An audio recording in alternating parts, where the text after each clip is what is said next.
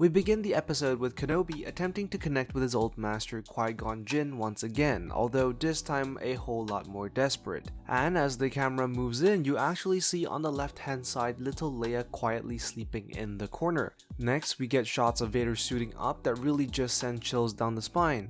We then get a wide shot of Vader's castle that was built on Mustafar, the same site of his defeat many years ago in Revenge of the Sith. And fun fact, Vader's castle was actually built by another Sith by the name of Momin, who Vader later killed. The third sister converses with Vader, where we learn that she actually lied to Vader that Kenobi was the one who stabbed the Grand Inquisitor, conveniently framing Kenobi to get herself out of trouble. But judging by how they are talking to each other, it doesn't sound like the Grand Inquisitor is dead, but perhaps temporarily out of the picture. We also learned that the third sister is gunning for the Grand Inquisitor title, so it should be interesting to see how things play out between her and the rest of the Inquisitors. We cut back to Obi-Wan giving Leia Force lessons, and the pair finally arrive on Mapuzo. Mapuzo was first mentioned as the Mapuzo system in the Essential Atlas, but not much else was known about the planet in particular, that is until now. As the duo sneak out of the ship, in the background you can actually see a red astromech droid that looks strangely like R5, the droid that had the bad motivator in A New Hope. Now of course this isn't the R5 that we know, as the original is definitely back on Tatooine, but this is certainly another droid of the same model. Kenobi and Leia walk to the rendezvous point, and Obi-Wan talks about how the Empire has ravaged and taken so much from many planets in the galaxy, but he also mentions how there are some good members in the Empire who are trying to make the galaxy a better place, which is indeed true, as at this point in time, the rebellion hasn't officially been born, and many of the eventual leaders of the rebellion such as Mon Mothma and Bail Organa continue to work within the Senate trying to change things for the better. That is until the Emperor effectively dissolves the Senate in A New Hope. Kenobi hallucinates and sees Anakin, but what is interesting here is that Kenobi sees Anakin as he was before he transforms to Vader, and he sees Anakin instead of Vader simply because he doesn't actually know what Anakin currently looks like, and so his brain projects Anakin as he was before on Mustafar because that was when he last saw him. We travel to the Fortress Inquisitorius, which is located in the Mustafar system, the same system as Vader's castle. But unlike Vader's castle, the fortress is located on the moon of Nur, and it is the very same fortress that Cal Kestis previously infiltrated in the game Fallen Order. We then learn that the fifth brother and the third sister are fighting for the title of Grand Inquisitor, and then the fifth brother says, I am the next in line. And this is an interesting bit of information that gives us some insight to the hierarchy of the Inquisitors, although not really sure how it works, since intuitively you would expect the third sister to be first in line compared to the fifth brother, at least based on numerical order. As the Inquisitors argue in the background, you can actually see the silhouettes of sea creatures swimming in the background, which really just reflects the partial underwater nature of the fortress. Leia and Kenobi take on fake names as Luna and Orden.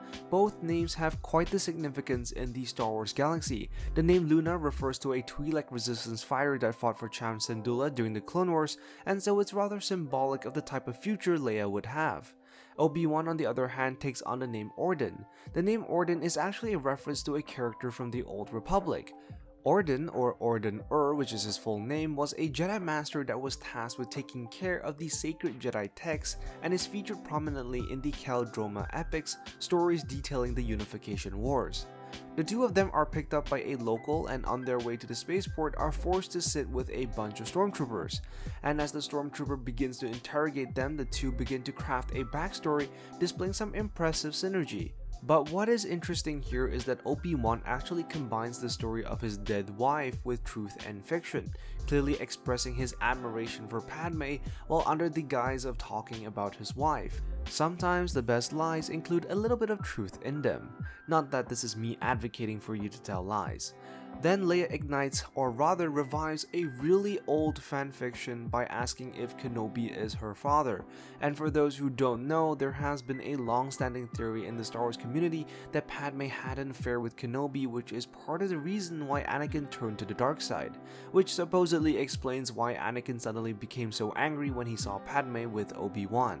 And it really doesn't help that this is then followed up by Kenobi saying, I wish I could say I was. Clearly, what he is trying to say is that had he been the father, it would have spared Leia from learning the horrible truth that Vader is her father, but it can really be interpreted in a whole different way. I mean, honestly, it's not really that convincing, but it's pretty funny that the writers decided to poke fun of it here. Then we get some really good stuff about Obi-Wan, where he references that he had a brother who he vaguely remembers before being taken away to be trained as a Jedi, and this is actually a callback to one of the earlier draft scripts of The Return of the Jedi, when it was originally intended that Owen Lars would be revealed as Obi-Wan's brother. This was of course later scrapped, but what really made things interesting and confusing is that in the novelization of The Return of the Jedi, it continues to refer to Owen as Obi-Wan's brother, although this is no longer canon.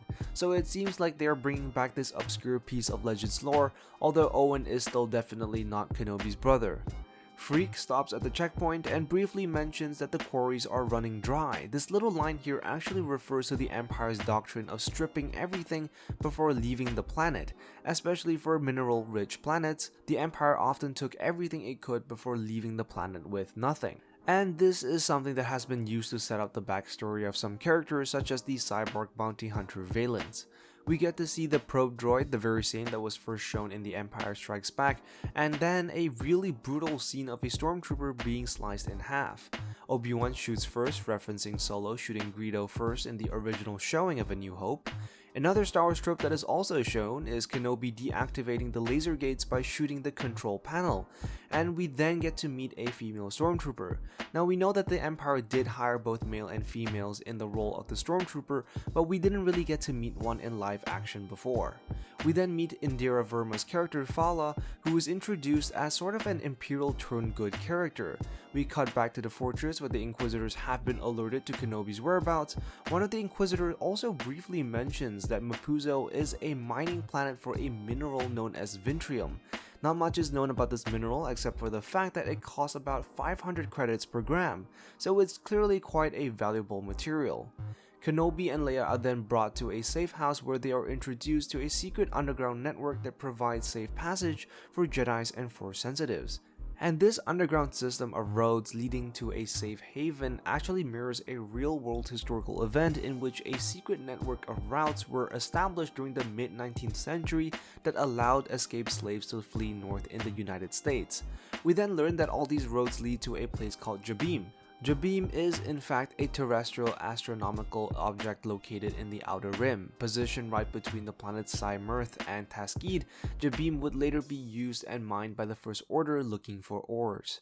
We also learn that the Empire is hunting not only for Jedi but for Force sensitives, and this is likely to create new Inquisitors while lowering the chances that these Force sensitives would one day become Jedi. And then, probably the biggest reveal of the episode, we learn that Jedi Master Quinlan Vos is still alive and smuggling younglings. Quinlan Vos was a Jedi Master that lived through the Clone Wars and throughout his life fell into the dark side before coming back. He was also known to have a close relationship with Asajj Ventress, with the two of them being lovers at one point. It was previously suggested in the comics that Quinlan could have survived Order 66, so this really just officially confirms that he is indeed alive and sets up the opportunity for him to be introduced in live action. Kenobi senses Vader's presence, and then in a scene of pure terror, Vader begins to break the necks of several villagers, essentially trying to bait Kenobi out into the open by killing innocent people. Really just typical Vader. The two finally clash with each other, and it's a rather one-sided battle. For the most part, Kenobi is constantly on the back foot, and Kenobi essentially appears to be weaker than Vader here, simply because he is paralyzed due to fear and guilt, which essentially results in a duel where Vader is toying with him. Reva checks out the safe house and realizes that it's a path for Jedi to make their escape, seeing the symbol of the Jedi Order carved onto the wall. Vader tortures Kenobi by throwing him into the fire, mirroring what happened to him on Mustafar. Kenobi is able to escape with some help, and Vader watches with fire reflecting from his eyes. Really just a cool shot. Leia is then intercepted by Reva, who then reveals that the pilot who was supposed to help her is already dead, also revealing it to be a rebel pilot as seen with the helmet here. Anyways, that was the breakdown for chapter 3 of the Kenobi show. Let me know what you think in the comments down below. Be sure to like and subscribe, and I will see you in the next one. I am the Lost Acolyte, and I have spoken.